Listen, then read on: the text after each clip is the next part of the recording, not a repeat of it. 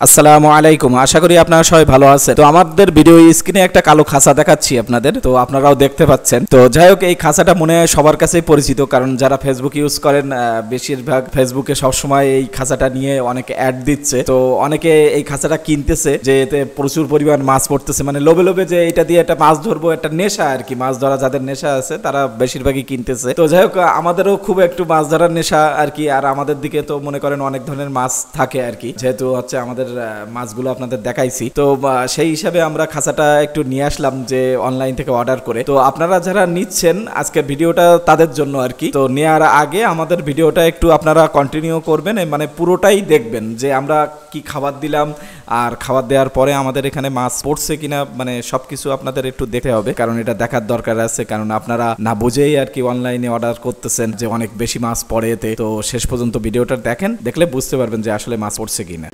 তো আমরা হচ্ছে টপ হিসাবে দেবো হচ্ছে মুরগির বাচ্চা আর কি, মানে মারা গেছে ওই বাচ্চাটা দেবো চিন্তা ভাবনা আছে, মানে ওর ভিতরে দেবো, তাহলে ট্যাংরা মাছ পড়বে আর কি।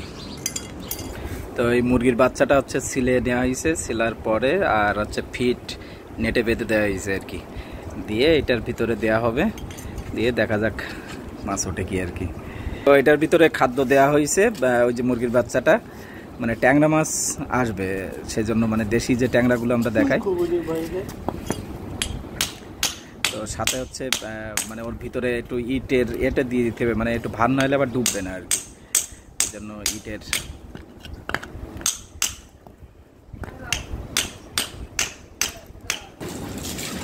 তো ইটগুলোর ভিতরে দেওয়া হয়েছে, ওটা দেওয়া হয়েছে এই জন্য যে হচ্ছে যেন ডুবে যায় আর কি, মানে প্লাস্টিক তো ভাসার সম্ভাবনা থাকে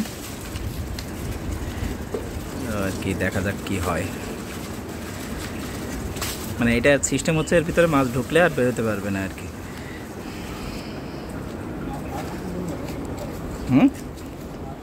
তো এই কুঞ্চিটা দিয়ে আর কি বেঁধে মানে পানিতে দেওয়া ইয়ে করে দেবে আর কি ওইভাবে। তো আমরা খামারের এই পিছন দিয়ে যাব আর কি, পিছনে দেবো। এই সাইডটা যেহেতু গর্ত বেশি, এই সাইডটা একটু পানি কম, কারণ যেখানে গর্ত বেশি ওখানে আবার মাছ উঠবে না।